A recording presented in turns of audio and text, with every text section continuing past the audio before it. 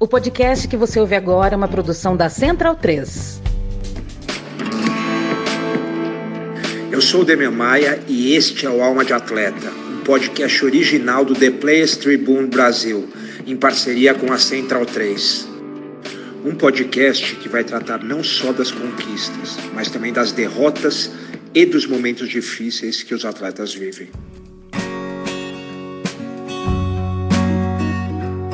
E nesse último episódio, o nosso convidado é o multicampeão, histórico goleiro do futebol brasileiro, Fernando Praz.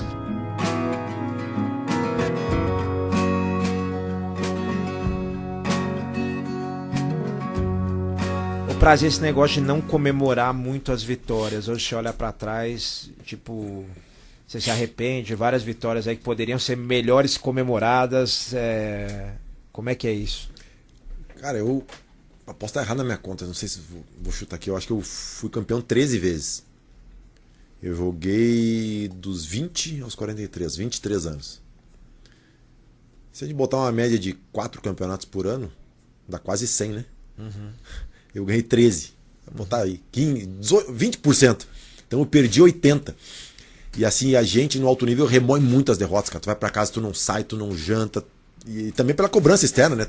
Tu é ameaçado, tu é agredido, tua família sofre, teus filhos sofrem na escola, né? A tua esposa sofre. E quando tu ganha, tu é educado a... Porque eles têm muita preocupação no futebol com o deslumbramento, né? Pé no chão. Então assim, eu fui criado nisso aí.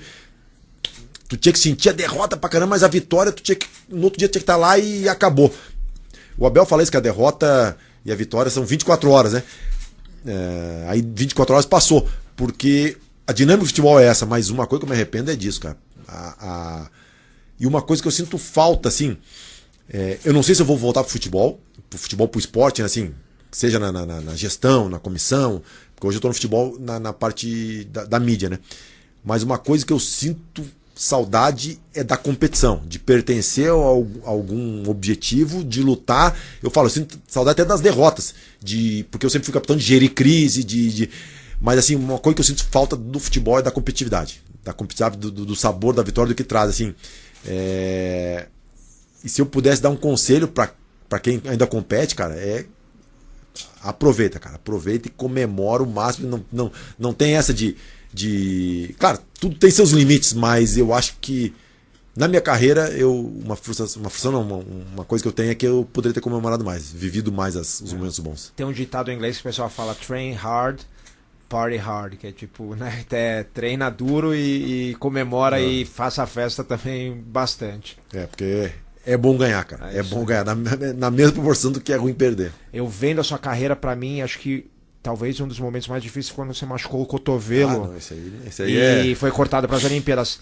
Se eu fosse atleta de futebol, acho que pra mim esse seria o momento mais doído, porque a derrota você foi lá e tentou, e, cara, vocês fizeram o melhor que vocês puderam, numa estrutura ruim, né? Faz parte do jogo, a gente perde pra caramba todo dia, faz parte do esporte. Agora, uma coisa, cara, que faz parte também, mas eu acho que é mais doída, é tipo assim, por um azar, né? Porque você bateu daquele jeito, naquele momento, de repente se não tivesse acontecido aquilo... Foi fatalidade. E aí você sai das Olimpíadas. Como é que foi? Essa você acha que foi a mais doída? Foi sem dúvida nenhuma. A situação mais difícil que eu tive na carreira foi essa. Porque eu tinha 38 anos, cara. Eu tinha sido o cara mais velho a ser convocado para uma seleção brasileira. Agora foi o Daniel Alves, né? Sim. Com 40. Eu sabia que aquela ali era a minha última chance. Tava com troca de comando, tanto que vários que foram campeões olímpicos foram para a seleção principal depois. E eu tinha quebrado o braço em 2014, né? E aí o médico falou pra mim, não, onde tu quebrou, tu pode quebrar qualquer outro lugar, mas menos ali. Foi beleza. Porque classifica, né? E não foi um trauma forte. A primeira fratura foi um trauma no Maracanã que eu bati. Agora essa aí não foi. Mas onde é que tu acha que quebrou? Não sei. Foi repetição, foi a gotinha d'água, a gota d'água que encheu o copo e transbordou. Porque, cara, não teve nada demais. E aí tu começa a lamentar, porra, eu com 38 anos estava na seleção, título inédito no Brasil, Olimpíada, a minha chance, né? E assim, eu sempre brincava com um amigo meu que todo jogador profissional de futebol devia pelo menos uma vez ser convocado. Nem precisava jogar, mas só para tirar foto com a camisa da seleção. E aconteceu comigo, né? Mas assim, foi bem difícil, cara, porque hora que você caiu, você já percebeu que... Já. Na hora você falou... Eu já tinha tido outra lesão, né? Daí eles, não, vamos fazer os exames. Fizemos um exame e eles não sabiam se era uma refratura ou se era a linha de fratura antiga. Aí eu fiquei tratando direto, tratando. Tomei corticoide, o braço secou, né? E aí eu fui fazendo um tratamento progressivo. E aí tinha um amistoso contra o Japão. E aí o Micali falou, não precisa jogar. Eu só quero que tu esteja pra estreia, que tu é o meu goleiro. Eu falei, não, mas eu tenho que ir, porque não sei quantas horas antes tu tinha que dar a lista final. E se eu podia ter falado, não, vou ganhar mais 5 dias aí pra me curar. Recuperar. Aí na estreia não posso jogar, aí troca. Só que aí não ia poder escrever. Ia deixar os caras na mão, né? Eu falei, não, cara, esse é o deadline, eu vou ter que ir pra ver se... Aí fiz o aquecimento todo. No fim, cara, o cara cruzou uma bola, eu levantei o braço e fez clec. Nossa. Aí eu olhei assim... Só de levantar o braço? Só de levantar. Aí eu joguei a bola pro lado assim, botei a mão, fiz assim, tava solto. Nossa. Aí eu peguei e desci pro vestiário. Aí os caras, que foi? Não. Aí desci. Aí tava no vestiário, daí chegou o Serginho, que era mais dos Palmeiras da seleção. Falei, Serginho, quebrei de novo. Não, calma. Daí veio o médico, não, calma, vamos fazer o exame. Eu falei, doutor, olha aqui. Ele, puta, quebrou mesmo. Aí tava solto. Aí os caras chegavam, olhavam assim e falavam, pá. E aí, ali eu falei, pô, já era, né? Mas, cara, daí eu fico pensando, né? Pô, se tivesse demorado 2 semanas a mais pra quebrar, eu era campeão olímpico, né? Porque tu sempre pensa... Claro, você pensa tudo, né? Mas se eu tivesse quebrado antes, eu não tinha nem sido convocado, cara. Então, quer dizer, cara, tem coisa que acontece que tu tem que encarar, velho. E vai depender muito do jeito que tu encarar. A coisa já aconteceu. Tem como voltar atrás? Não tem. E aí, o meu foco... Fiquei assim, uns 2 dias eu fiquei ruim. Aí depois eu falei, tá bom, fazer o quê? Vou ter que fazer a recuperação, vou focar na recuperação. E aí, foquei na recuperação, botei os objetivos de estar... O Palmeiras fazia 23 anos que não era... Porque assim, ó, o contexto é o seguinte... Você estava no Palmeiras, tá? O contexto é o seguinte, eu podia ser campeão olímpico, que o Brasil nunca tinha sido, depois de um vexame na Copa 2014, na Olimpíada no Brasil, e no mesmo ano eu podia ser campeão brasileiro depois de 23 anos que o Palmeiras não era. E aí eu falei, pô, essa Olimpíada já perdi, eu vou ter que estar no jogo do título, né, cara? Eu vou ter que estar no jogo do título. E eu trabalhei, brigava com o médico pra ganhar 1 semana, 5 dias... E consegui, joguei 5 minutos do último jogo, que foi o jogo do título no Allianz. Aí tava lá, né? Cumpri meu objetivo, né? Foi uma maneira que eu achei porque assim, é difícil, eu já tinha passado por essa recuperação, eu sabia como é que era duro. E aí tu pensar 4 meses na frente, pô, vou ter que fazer isso aqui. E assim, os exercícios na parte inicial da recuperação, tu pega um pezinho de 1 quilo, e ele fala assim, ó, são 10 séries de 100. Eu falei, 10 de 100, tu fica... fazendo isso aqui, cara, 100 vezes. Né? E aí, pô, se tu não tiver objetivo, tu larga, cara. E aí tu larga e isso vai influenciar na tua recuperação. Então eu tinha que botar objetivos palpáveis, né? E eu ia por etapas, mas o objetivo final era estar no jogo do título, né? Sim. E deu certo. Ô Praz, e aí você então começou lá na base do Grêmio, mas não chegou a jogar. E aí você foi pro Francana, que até ouvi uma entrevista sua, eu nem conhecia o Francana, né? Lá de Franca. Nem eu. E como é que era lá? Porque você estava no Grêmio, que é um time consagrado, tá? Um time de primeira divisão, né? E aí você vai pro Francana.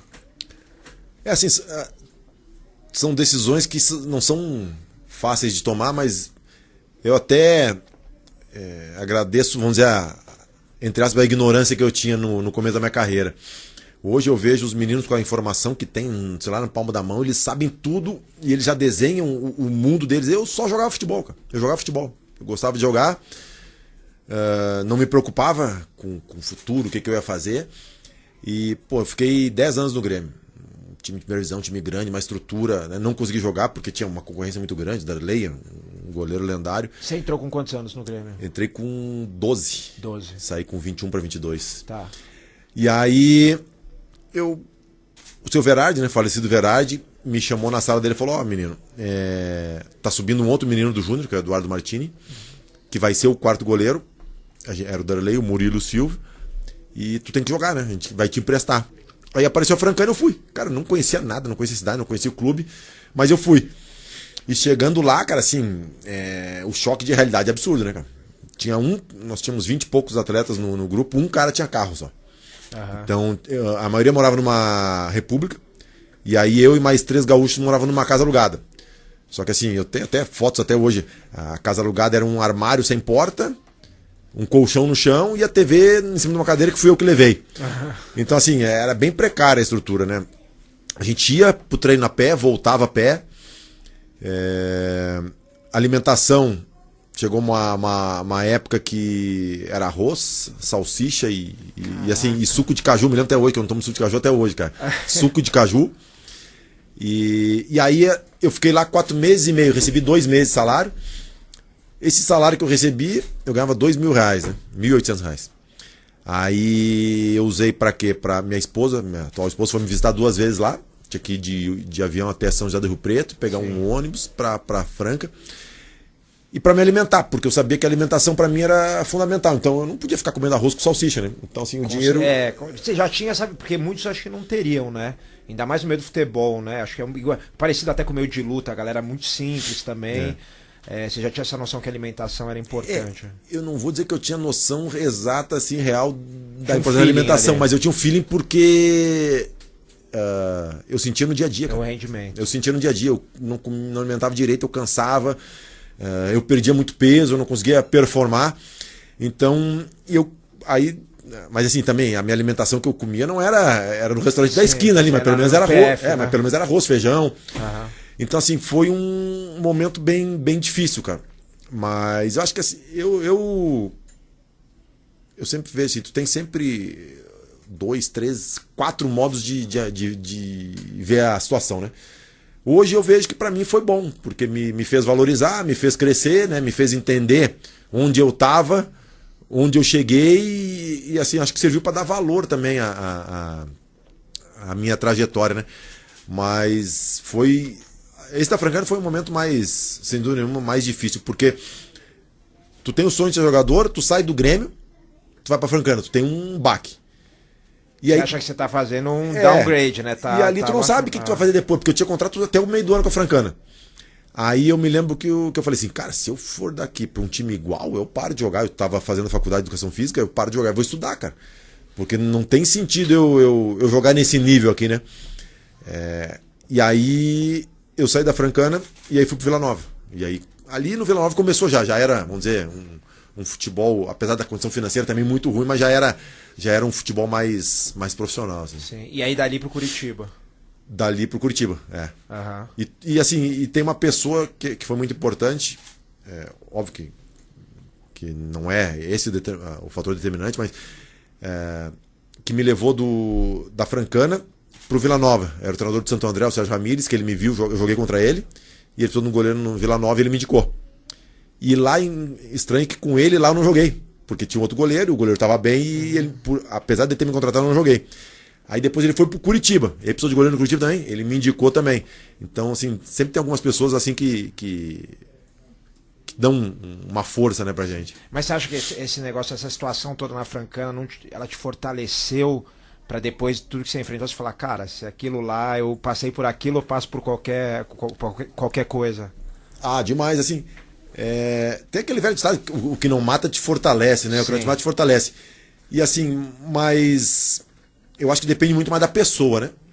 Porque não quer dizer que uma situação difícil que me fortaleceu, que fez bem pra mim, vai ser bom pra pessoa. Depende do jeito que ela encara, né?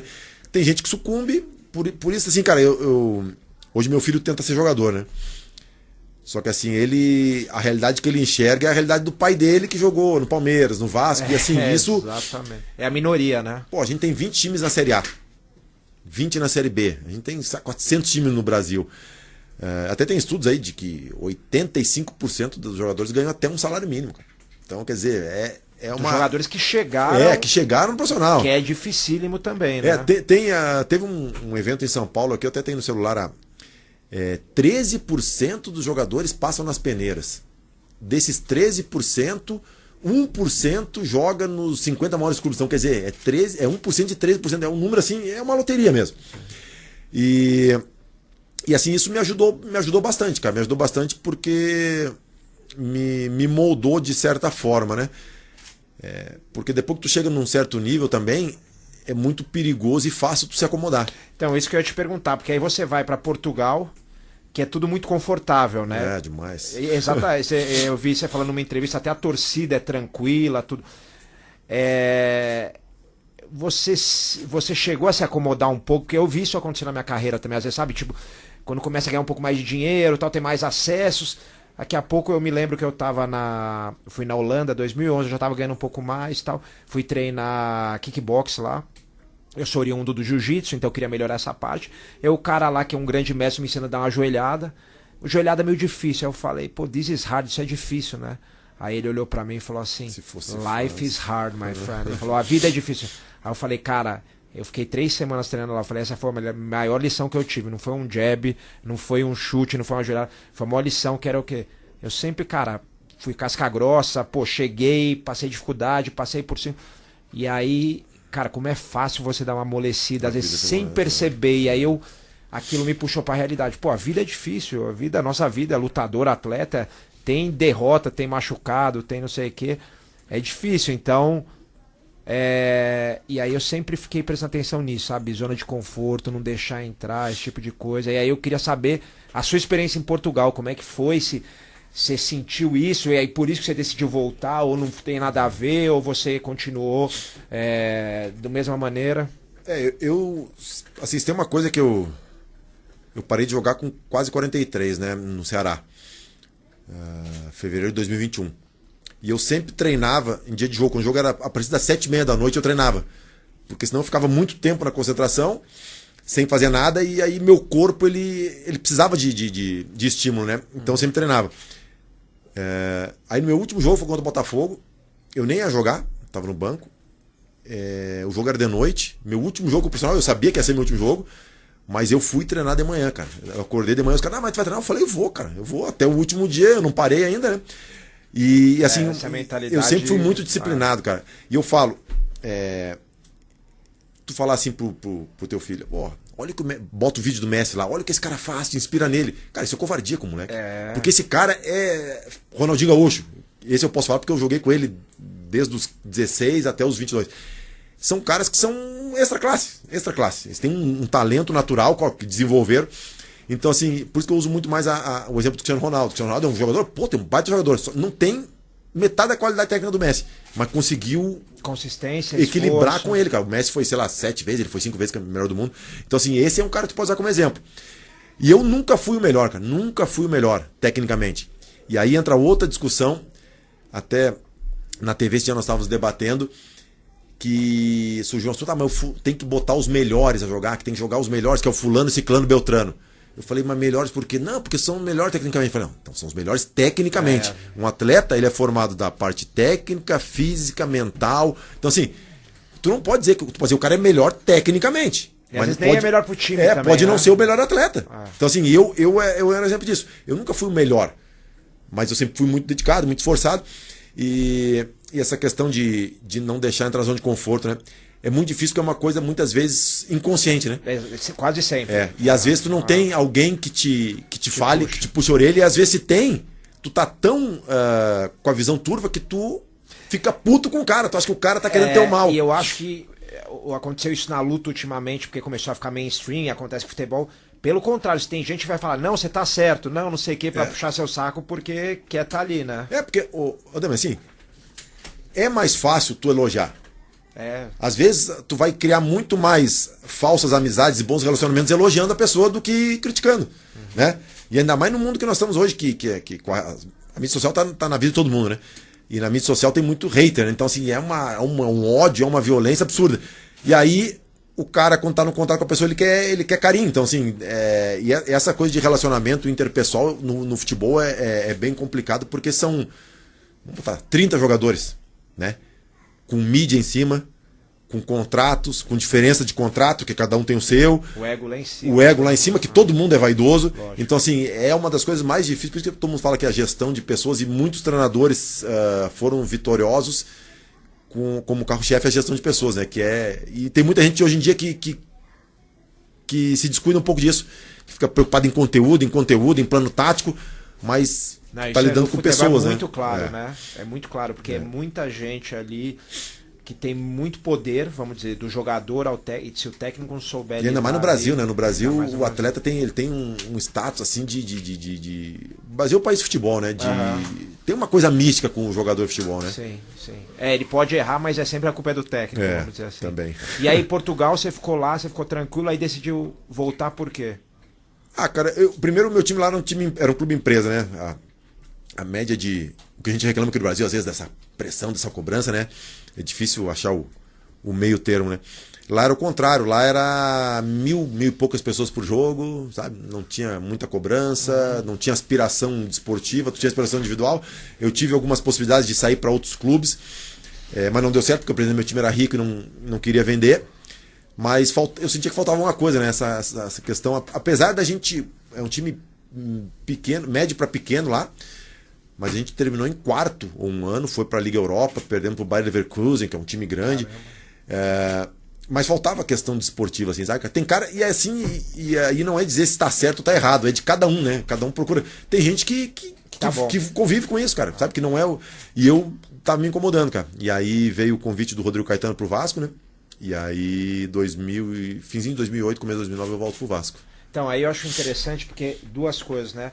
No Vasco você chegou, o Vasco estava na Série B. Na Série B. Primeiro rebaixamento. Você ajudou, o Vasco foi campeão, né? Subiu. Fomos campeões em 2009, daí jogamos a primeira 2010, 11 e 12. Daí 12 eu saio, fim dos 12 eu saio. E quando você chega no Palmeiras, o Palmeiras também estava rebaixado? Também. E aí, cara, como é que fazer esse papel de fênix toda hora? Você gosta desse desafio? Foi pensado, foi inconsciente ou você... Porque deve ser muito bom, né? Trazer o time de volta, né? Assim, eu acho que vai um pouco da... Que eu sempre tive esse lado de ser muito observador, né? E como eu te falei, eu não era o melhor tecnicamente, então eu tinha que aproveitar outras armas, jogar com as armas que eu tinha. A disciplina, a parte física, né? E uma das coisas, a observação também. No Vasco, eu não tinha jogado num clube grande ainda, né? Surgiu a oportunidade do Vasco, eu vim. Só que daí tu pergunta, mas tu era capitão no Vasco, campeão da Copa do Brasil, na primeira divisão, estabilizado, aí tu vai ser Palmeiras. O primeiro movimento do Vasco movimento do Vasco se explica. Agora o segundo pro Palmeiras, mas o Vasco vinha de um momento muito difícil financeiramente. Em 2012 teve as receitas 100% bloqueadas, a gente não tinha, assim, condição nenhuma, a gente passou 2 anos treinando um período só, porque a gente não tinha campo para treinar 2 períodos. Então assim, e eu já observava a situação que ia acontecer. Aí no fim do ano a gente estava num treino e reuniu vários, Alexandre, Newton, Felipe, Juninho e mais alguns. E eu falei, cara, a situação tá assim, eu acho que vai acontecer isso. Aí eu chamei o diretor René Simões e expliquei para ele. E ele pediu 6 meses para tentar reverter, que ele estava chegando agora. Eu falei, René, só que eu tenho 35 anos, eu sou goleiro. Se no meio do ano vocês precisarem fazer uma reformulação e eu sou um dos mais velhos, vocês precisarem me colocar no mercado, goleiro no meio do ano é difícil contratar. Com 35 anos, e aí ele falou, não, eu te entendo. Aí eu saí. E aí eu acho que é a questão da observação da perspicácia. Porque se o Palmeiras estivesse bem pra caramba, primeira divisão... Isso é só pra baixo, de repente ele não iria atrás de mim. Um goleiro com 35 anos, entendeu? Ele iria pegar um goleiro mais novo. Sim. Então assim, eu vi ali a oportunidade. Já conhecia o Palmeiras, de vir treinar, conversei com algumas pessoas, principalmente com o Diego Souza, que jogava no Palmeiras. E eu vi ali uma oportunidade, cara. Eu vi uma oportunidade de crescer junto com o clube. E assim... foi difícil, é difícil. Teve tradição de goleiro também, né? No último goleiro que o Palmeiras tinha contratado, que não tinha sido formado no Palmeiras, foi o Gato Fernandes, pai do Gatito. Tá. Então 18 anos sem contratar um goleiro. Aí contrata um goleiro de 35 anos na segunda divisão, porra. A torcida ficou... Eu fui massacrado, cara, quando cheguei. Fui massacrado. E aí aos pouquinhos, mas assim, olhando pra trás hoje, cara, se eu tivesse chego nessa fase de ouro do Palmeiras, porra, seria maravilhoso jogar agora Gatito pra caramba, né? Mas eu comparo sempre com tu ganha um dinheirão, aí tu vai e compra uma baita casa, né? Uma casa maravilhosa. Beleza, tem seu valor. Agora tu pegou lá o dinheiro que tu batalhou, foi lá, escolheu o terreno, sentou com o arquiteto, com o engenheiro, planejou, construiu, botou o primeiro tijolo, botou o último, te entregar já da casa, tu entrou na casa, é outro sabor, né? Então eu sinto mais ou menos isso, cara, que eu participei da reconstrução, da construção do Palmeiras desde o começo, né? Desde o começo mesmo. Porque todo mundo fala do Paulo Nobre, que foi o start, né? Realmente. Só que eu cheguei um mês antes. Então, quer dizer, eu cheguei na gestão antiga ainda. E eu passei por todo esse processo. Uhum. Bom, aí vocês ganham lá a Série B com o Vasco 2009, Copa do Brasil 2011. E aí tem aquela derrota amarga, que vocês foram eliminados da Libertadores pelo Corinthians em 2012. Se eu não me engano, foi um gol de cabeça. Do Paulinho. Isso, o Tite estava expulso no alambrado. E aí como é que é, né? Eu sei como é que é a derrota na luta, é muito dura, parece um velório, é um negócio absurdo. E no futebol você tem equipe, na luta também você tem sua equipe ali, mas uma hora você para e fica sozinho ali. Então, que é curiosidade mesmo, como é que você faz, quanto tempo leva para você se levantar, como é que funciona esse processo? Eu acho que depende muito porque futebol é muito mais coletivo, né? Sim. Então depende muito mais da reação também do grupo, mas assim, a gente vinha num momento muito difícil, como eu falei, a gente não treinava 2 períodos no Vasco durante 2 anos. Desculpa, vocês treinavam um período só? Um período só, durante 2 anos. Fomos campeões da Copa do Brasil, vice-brasileiro e quase chegamos à Libertadores. Sei lá, um outro treino você fazia sozinho, preparação, essas coisas, aí musculação, cada um fazia o seu. Cada um por si. Porque o clube não tinha condições, o clube estava sem dinheiro, então os funcionários trabalhavam meio período também só. Uhum. E aí, nessa decisão contra o Corinthians, por exemplo, a gente, no primeiro jogo, tava uma chuva desgraçada no Rio. A gente teve que treinar pênalti. Uhum. Aí a gente não pôde treinar no gol o pênalti. A gente teve que botar uma baliza móvel na lateral, contar os passos para poder treinar o pênalti, para não estragar o gol. Caraca. E o Corinthians com uma estrutura invejável, né? Sim. Então, assim, e aí a gente tem a chance do jogo, aquela chance com o Diego Souza, que o Cássio defende. Daí no escanteio dessa que o Cássio defende, porque todo mundo fala da defesa do Cássio, né? No escanteio teve uma bola na trave aí no travessão, que acho que o Newton cabeceia no travessão. E assim, foi uma derrota muito doída, né? Porque a gente sabia também que era um fim de uma época, era no Vasco, né? Mas assim, depois a gente conversando, a gente falou, pô, cara, olha o que a gente fez com as condições que a gente tinha, né? E a gente até, na hora, falou assim, porra, a gente ia fazer um mal pro futebol. Porque tudo que a gente tava fazendo, tudo que tava de errado no Vasco ia virar certo. Porque o futebol, assim, se ganha, é certo. Tá, se perde, certo. É errado. Então a gente ia fazer entre aspas, um mal pro futebol, né? Mas daí, assim, cara, eu acho que a gente se recuperou. A gente é um grupo muito bom. Porque, assim, as dificuldades que a gente teve no Vasco, pra gente conseguir ser campeão da Copa do Brasil, né? Que o último título do Vasco tinha sido 2001, acho. Da João Avelange. Aí, vice-brasileiro por 2 pontos e ainda com uma situação de arbitragem muito, para não falar nada polêmico, muito estranha.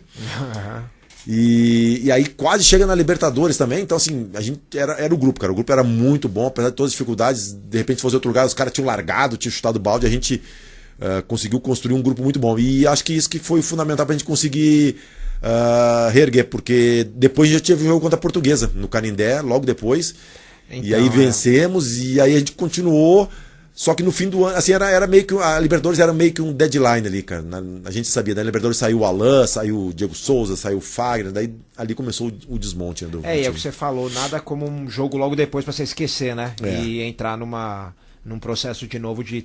Acho que treinar já te tira um pouco esse peso, né? E assim, eu acho fundamental a atitude dos líderes do grupo, porque como um jogo logo em seguida pode ser bom pra tu mudar o foco, também pode ser ruim, porque se tu perde a Libertadores, tu perde no domingo, tu perde depois, cara, tu entra numa espiral de crise no futebol, e aí a coisa toda vai pro espaço, né? Por isso que, assim, eu falo, as construções das melhores equipes não são só a parte tática, técnica, física, a montagem de grupo é importante. Por isso que às vezes os caras olham assim, mas por que esse fulano tá ali, jogou 10, 20 minutos e o cara foi muito importante, porque essa gestão de grupo, assim, é fundamental. Sim. Qual que foi uma história de uma briga que teve, acho que foi no Uruguai, que os caras fecharam o campo foi, que história... Foi, cara. Esses dias eu tava discutindo até com o Lugano. O Lugano falou que o Palmeiras foi errado, que o Palmeiras levou 20 e poucos seguranças e que o Palmeiras foi errado. Eu falei, peraí, Lugano, peraí. Deixa eu entender. Os caras fecham o campo, os caras vêm pra agredir a gente, aí os nossos seguranças entram, não dão um tapa em ninguém. Qual que era o time? Palmeiras e Penharol. Tá. Os caras não dão um tapa em ninguém e o errado somos nós, cara. Eu falei, tá de sacanagem. Não, mas levaram 20 e poucos seguranças e queria que fizesse o quê? Então tu é daqui, dentro do campo tinha que se resolver. Não, peraí, futebol não é UFC. Se fosse UFC, beleza. Exato. Aí, não sabia que era uma confusão por causa do Felipe Melo. O Felipe Melo tinha falado, vou dar tapa na cara de Uruguai, mas era uma maneira genérica.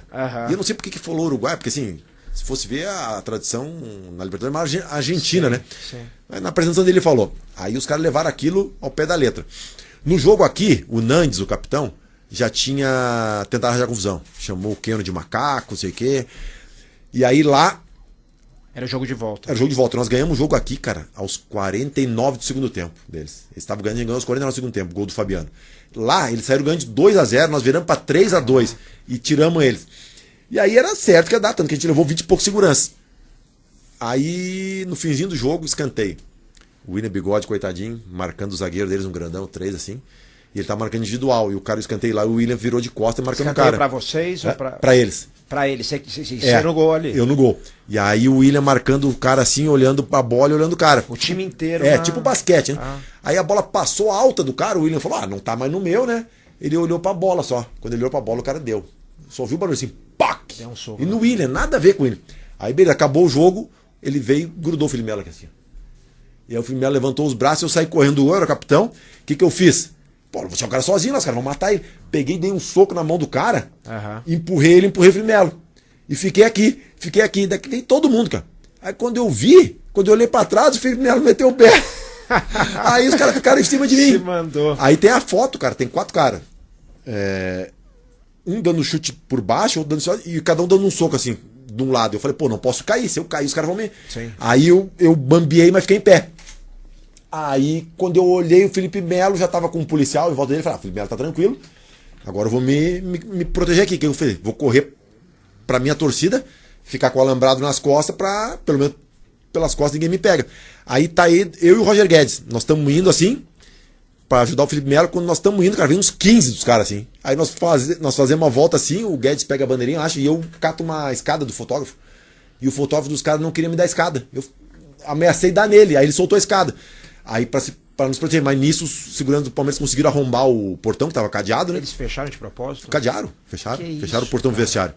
Aí os caras conseguiram entrar e eles que ajudaram, cara. Eles que ajudaram. Mas por que os caras fizeram? Qual que é o sentido de fazer isso? Isso que eu não consegui entender. Cara, é só Libertadores é assim. Os caras já estavam fora. E assim, o Peñarol tem um histórico. Eu me lembro, cara, direitinho, quando eu era moleque, eu fui num jogo do Grêmio no Olímpico, meu pai me levou. O Peñarol foi eliminado e eles brigaram com a Brigada Militar do Rio Grande do Sul, mas brigaram e saíram na mão. E tinha um negócio do Felipe Melo, era a desculpa que eles precisavam, né? Aí perderam, foram eliminados e aí a desculpa deles era que eles queriam pegar o Felipe Melo. E aí deu a confusão toda, mas já tava tudo meio que planejado, porque pros caras trancar a porta do... Como é que é a relação, isso pra mim também é muito curioso, a relação com a torcida, porque é aquilo que você falou, você tomou um gol, você é o pior cara do mundo. O Bernardinho fala isso, né? Você já ouviu o que ele fala? Não. Toda vez que você ganha, a mídia faz você acreditar que você é muito melhor do que você é. E toda vez que você perde, eles vão fazer acreditar que você é muito pior do que você é, né? Se tu não tiver emocional, tu acredita nisso e aí tu entra num... Por exemplo, ontem, eu tava fazendo a transmissão com o Rogério Vogan, do Palmeiras e Deportivo Pereira. O Abel tirou o Arthur. Pô, hoje o Arthur é um dos melhores jogadores do Palmeiras. E botou o Mike improvisado na ponta. Cara, o Vogan começou a ler as hashtags. Uma torcida, que absurdo, sei o quê. 4-0 Palmeiras. Mike fez gol. O Marcos Rocha fez gol. Jogaram pra caramba. Torcida idolatrando. Resultado? Se dá errado, cara. E assim, e no futebol brasileiro. Falar do brasileiro porque a gente tá falando do Brasil aqui. Mas no futebol brasileiro a gente tem muito disso. Muito disso. E na pior parte, em quem gere se pauta nisso, cara. Então imagina só, tu faz um contrato com um cara de 5 anos. Aí o cara vai mal 2, 3 jogos e já não presta. Tu investiu, é o patrimônio do clube. Cara, assim, é uma coisa surreal que mas acontece. Mas o cara o dirigente, ele se pauta nisso porque realmente ele não entende ou porque ele quer agradar, jogar pra galera, pra torcida, ou as duas coisas? As duas coisas. Tem muito que não entende futebol. E tem outros, porque o clube hoje, a maioria, né, agora tem a SAF, é um ambiente político. É como se fosse uma eleição. Tem o conselho, tem os sócios elegem o conselho e o conselho elege o presidente. Então tu precisa de voto. Então tu precisa de voto, tu precisa agradar. Então às vezes tu não faz o que tu acha certo, tu faz o que precisa ser feito para tu ganhar voto, para poder... Tá aí, um dos exemplos mais claros é com o treinador. Tu vê o trabalho do cara, tu sabe que o cara é bom, que a culpa não é dele, só que os conselheiros, a torcida querem que mande embora. Os caras mandam embora. E aí contrata como? Pô, quem trabalha na mídia e no futebol sabe. Os caras vazam 3 nomes na imprensa. Aí vê a repercussão da torcida, para qual nome eles vão lá e contratam o nome que a torcida quer. Só que essa mesma torcida, um mês depois, tá pedindo pra mandar o cara embora. Entendeu? Então, assim... É engraçado, eu acho que é o único esporte que tem essa relação tão forte com a torcida, né? Não vejo nenhum O outro que a torcida influencia tanto, por exemplo, você pensar basquete, mesmo NBA, MMA, você pode... Você tem o jogador o lutador que vende mais, que vende menos, mas eu não vejo a relação tão forte com a torcida como no futebol, né? Acho que no futebol é impressionante, e principalmente no Brasil, cara. No Brasil. É que assim, é difícil eu falar também da Argentina, da Turquia, coisa, mas é porque eu vivenciei muito tempo no Brasil. Mas no Brasil isso é a prática habitual. Não, uma vez eu fui gravar um negócio com o UFC lá no CT do São Paulo, e o do Palmeiras é colado, né?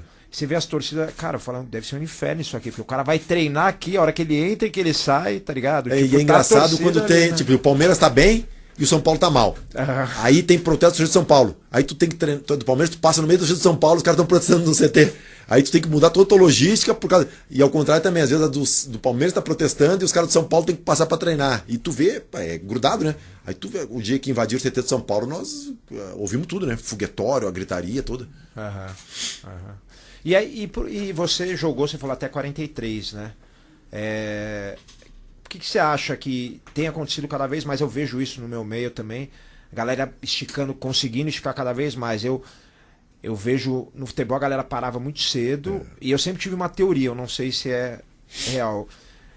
E outros esportes, às vezes a galera ia um pouco mais, tipo, luta ia bem mais. Aí eu falava, cara, que eu acho que no futebol, quando o cara atinge um patamar, às vezes ele já ganha muito dinheiro e começa a ter aquela comodidade, entra na zona de conforto, de repente ele fala, cara, não quero mais ficar em concentração, porque eu não sabia como era. Depois, quando eu fui no CT de São Paulo, os caras me falaram, a gente entra aqui, a gente dorme aqui, cara já casado, não sei o que tal, né? Diferente da Europa.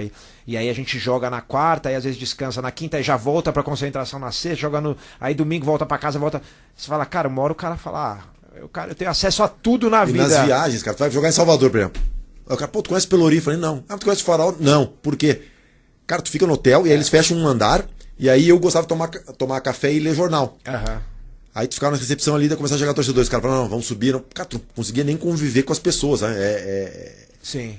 É bem Sim, não, estressante. Isso de viagem, com certeza, é a mesma coisa. Eu já fui pra muito lugar que eu não conheci nada, porque você fica ali semana de lutas, tá? Mas esse negócio eu achava que era muito isso, porque se o jogador se cuidar igual você se cuidou, né? O Zé Roberto que a gente tava falando, o cara consegue mais, né? Assim, é difícil generalizar, né? Mas tem muito disso. O cara. Se não tiver muita lesão também. O cara ganha né? dinheiro. E assim, e até que ponto está errado também, né, cara? Os caras falam muito do Adriano. Não é certo nem errado. O Adriano. O Adriano podia ter jogado até não sei o quê. Podia. Mas será que era o que ele queria, cara? Era o que a gente queria. Né? Pra gente, o Ronaldinho achou que ele jogasse até os 50, cara. Sim. Mas era o que ele queria, não. Então, assim, e essa situação do Neymar indo pra lá também é um assunto que tem muito disso. As expectativas que a gente cria em cima dos nossos parâmetros, né? Mas uma coisa, cara, que antigamente eu acho que nem que se o cara quisesse jogar por mais tempo ele conseguia, cara. Porque assim, os treinos que a gente fazia eram absurdos, cara. Por exemplo, eu sou goleiro. O treino evoluiu também. Eu sou goleiro. O Zico operou o menisco. Hoje tu faz um furinho, né? Eu operei os dois. E tira o mínimo do menisco que puder. O Zico abriu de fora a fora e o médico bom era o que tirava tudo, limpou, tirou tudinho. Então assim, cara, mas cruzado o cara nem voltava a jogar mais. O pai do Pelé parou de jogar por causa do menisco. Então, assim, era a medicina melhorou muito. E assim, os treinamentos, cara, eu vou dar um exemplo do goleiro. Hoje a especificidade manda muito, né? O que o goleiro ele usa mais? Ações de alta intensidade, muita intensidade, curta duração. Então, assim, não ficar correndo 40 minutos. A grande área tem 16 metros. Bom, hoje o goleiro sai da grande área fazer as coberturas, vamos botar 25 metros. Cara, a gente corria 10 quilômetros, 45 minutos. Cara, não faz sentido nenhum.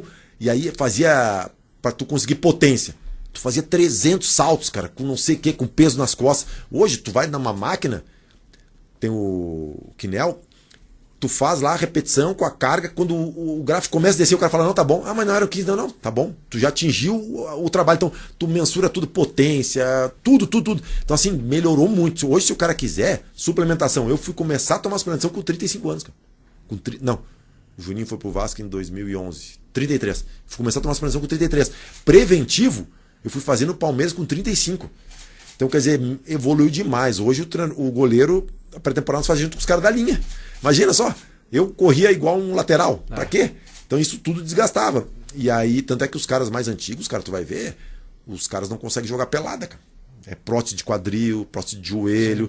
E hoje em dia tá melhorando muito. Tanto é que a gente tá vendo vários jogadores chegar a 40 anos tranquilo. Eu acho que a diferença aí, você pode falar também do negócio da torcida e dos dirigentes que ouvem a torcida tanto porque não entendem quanto porque querem jogar pra galera, né? Querem tirar a responsabilidade. Se você toma um gol, vamos dizer, como goleiro, com 26, 27 anos, puta, uma fase, aconteceu, deu uma... Você toma um gol com 40, fala, pô, esse cara tá velho, tem que tirar esse cara. Eu passei por isso nos dois opostos, cara. Exatamente, eu imagino isso, como é que é. Quando eu tava na Francana, eu tinha 21, os caras, tem que contratar um goleiro mais experiente, é muito novo, muito novo, muito novo. Daí quando eu passei dos 30, eu virei velho. E isso é real, cara. Tu toma o mesmo gol com 22, 23 e o mesmo gol com 40, vamos dizer que tu tá velho. E assim... E às vezes você tá... Tipo, na minha carreira, meu auge foi com 38, 39.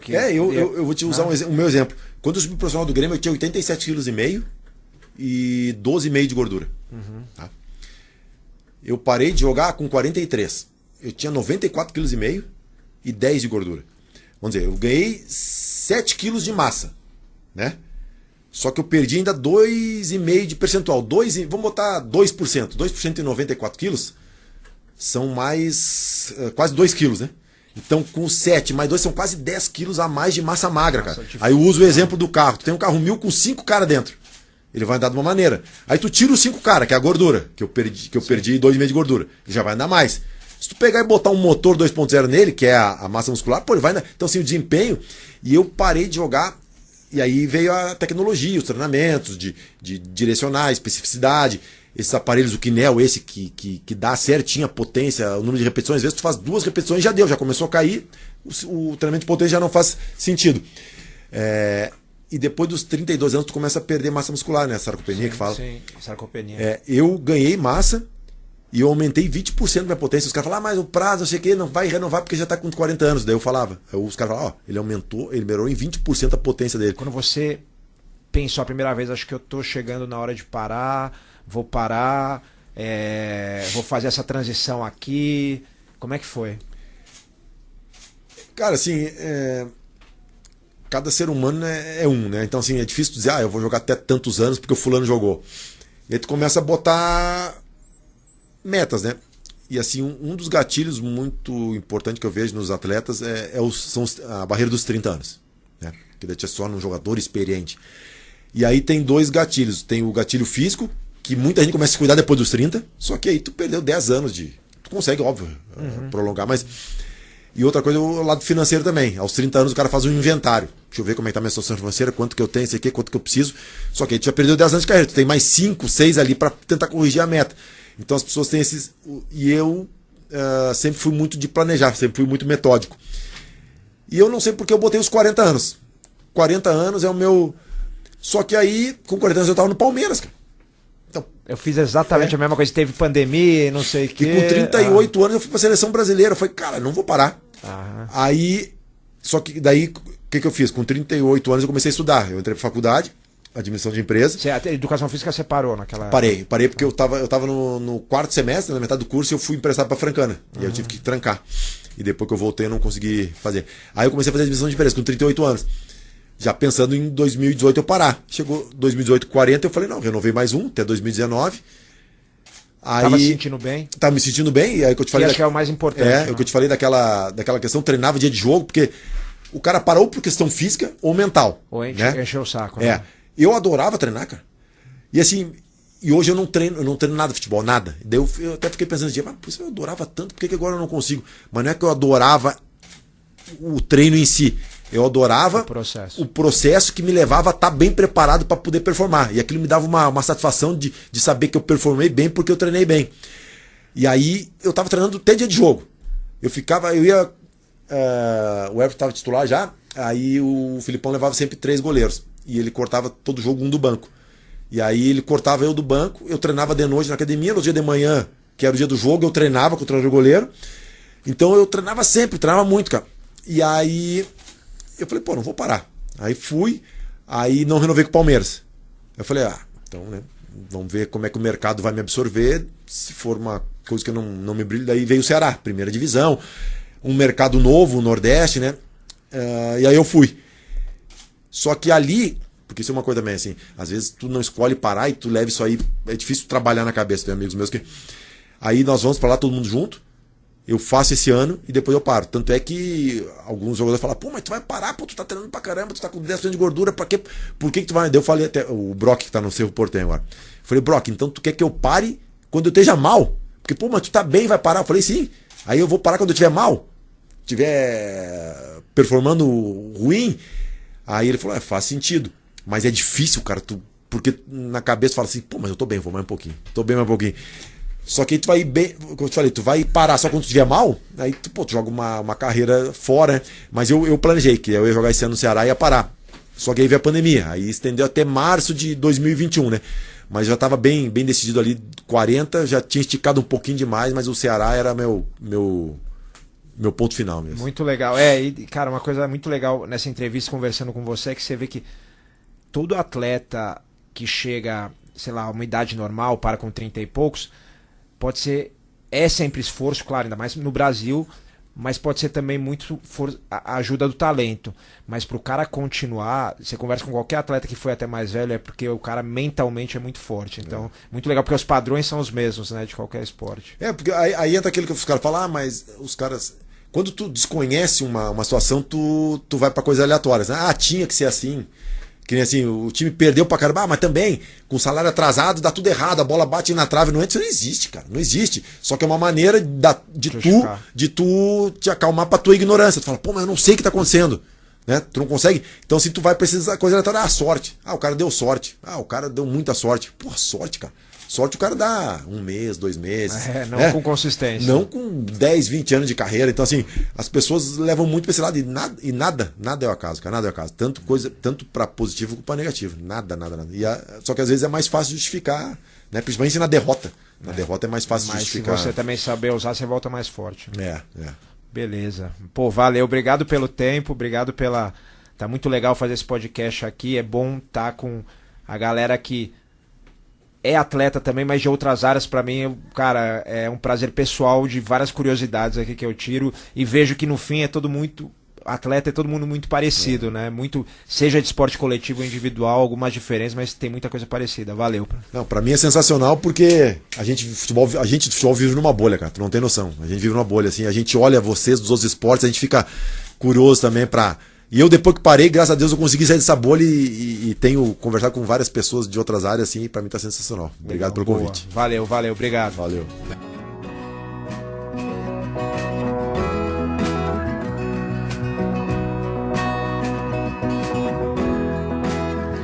Obrigado pela sua audiência e até a próxima temporada do Alma de Atleta.